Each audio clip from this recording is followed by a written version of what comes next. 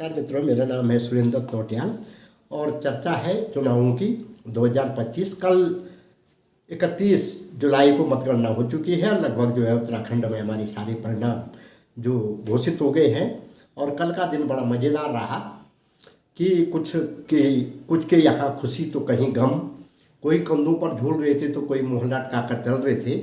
और ये तो समय बड़ा बलवान है, वक्त का भाई कौन जाने कब किस घड़ी वक्त का बदले मिजाज, वक्त है फूलों की सेज, वक्त है कांटों का ताज। तो ये तो देखिए वक्त के हिसाब से सब कुछ चलता है और जिस प्रकार का जिसकी मेहनत रही होगी, हालांकि मेहनत तो सभी लोगों ने की है, लेकिन वही परिणाम तो एक ही के पक्ष में आता है। और कल से जैसे हम देख रहे हैं सोशल मीडिया पे या वार्ताओं में कि साहब उसने हमारे साथ ऐसा किया, उसने हमारे साथ धोखा किया, उसने हमसे ये प्रॉमिस की थी, तो ये सब चलता रहता है।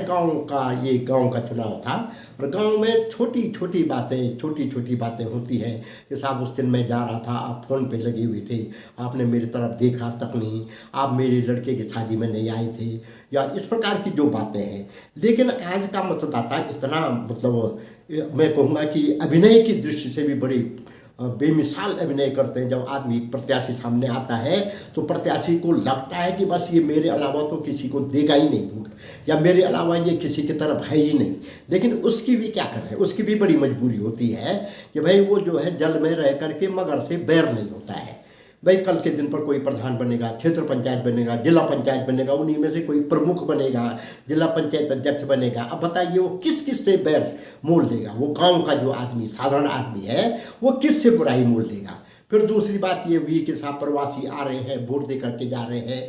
भाई प्रवासियों को उसके भाई बंद याद करेंगे या उसको बुलाएंगे तो उनको मजबूरी में आना पड़ेगा। माना मेरा भाई अगर चुनाव लड़ रहा है और मैं कहीं बॉम्बे, दिल्ली, कहीं कलकत्ता में भी रहता हूँ, उसने कह दिया कि भैया तेरे को आना है तो मुझे आना पड़ेगा, क्योंकि इसमें ये ऐसे मौके होते हैं कि इसी समय देखा जाता है। ये उस व्यक्ति के लिए, उस प्रत्याशी के लिए संकट का क्षण होता है।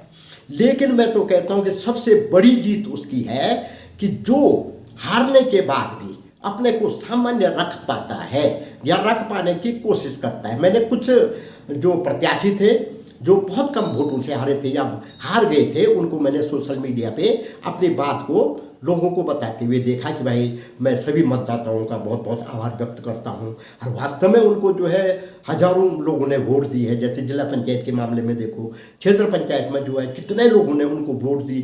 अब हम टीका टिप्पणी करने लग जाए कि साहब इसने ऐसा किया, इसने वैसा किया। अरे भाई वो तो दिन था, मतदान का दिन था। अब उस दिन जिसने गोल कर दिया, जो नहीं कर पाया तो कोई बात नहीं, उसमें कुछ न कुछ हमारे अंदर हम अपने को तोले, अपने को समझे। कुछ लोगों को ठीक ठाक वोट मिले, कुछ को बहुत कम मिले। अब अपना आकलन आदमी वैसे नहीं कर पाता है, लेकिन ये चुनाव इतनी अच्छी चीज़ है कि आदमी को ये देखने का मौका मिल जाता है कि मेरी समाज में वैसे तो सब लोग ठीक दिखाई देते हैं मुंह के सामने, लेकिन इससे चुनाव से पता चल जाता है कि मेरी स्थिति लोगों के बीच में क्या है। और ये आप लोगों ने देख लिया होगा। और मैं तो केवल ये कहूँगा कि अब आप जो है बिल्कुल सामान्य रूप से और सामान्य व्यवहार के साथ लोगों के साथ चलिए कि आपको भाई हो सकता है जिसको आपको लग रहा हो कि इसने मेरे को वोट नहीं दी या नहीं देनी थी, हो सकता है उसने दी हो किसी कारण से।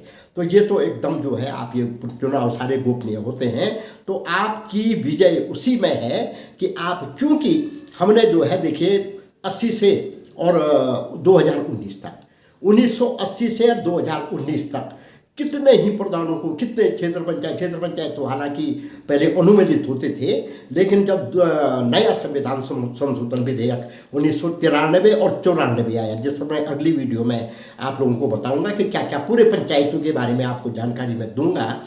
जैसे प्रशिक्षण दिया जाता है, प्रधान, क्षेत्र पंचायत या जिला पंचायत क्या क्या कार्य होते हैं, कौन से 29 विषय हैं जिस पर उन लोगों को काम करना होता है, क्योंकि दिवस जात नहीं लागत 12। आपका जो निर्वाचित हो गए हैं उनका एक एक दिन जो है बहुत महत्वपूर्ण है, क्योंकि 5 साल जो है कब गए आज आए और कल गए, कुछ पता नहीं चलता है।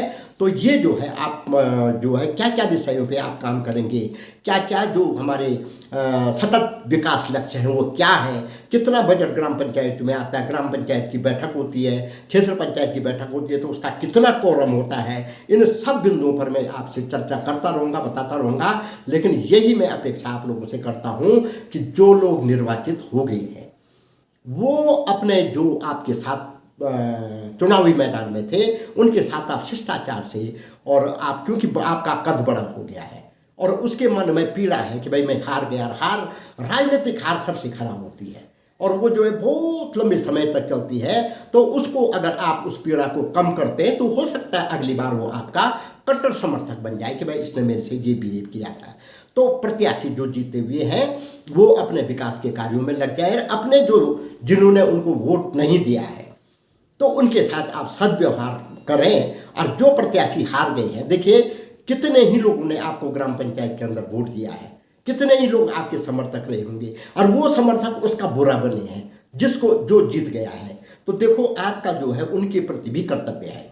तो आपसे मेरी ये अपेक्षा रहेगी कि आप जो है गाँव का, क्षेत्र का और जिले का जो सौहार्दपूर्ण हमारा वातावरण है तो उसको बनाए रखेंगे। और सबसे अच्छा जो इस समय मैसेज गया, कई मैंने ग्राम पंचायतों में देखा, क्षेत्र पंचायत में देखा, जिला पंचायतों में देखा कि उन्होंने प्रत्याशियों ने कई जगह पे एक साथ बैठ के चाय पी रहे थे। तो उन लोगों ने जो है बहुत अच्छा वातावरण क्षेत्र के अंदर बनाया है और यही जो है हमारे उत्तराखंड के विकास के लिए हमारे जो नए जनप्रतिनिधि चुन करके आए हैं, आप विकास की दिशा में एक नया आयाम स्थापित करेंगे। उत्तराखंड को, अपने गांव को, जिले को और उत्तराखंड को जो है पहला स्थान दिलाने में आप अपना योगदान देंगे।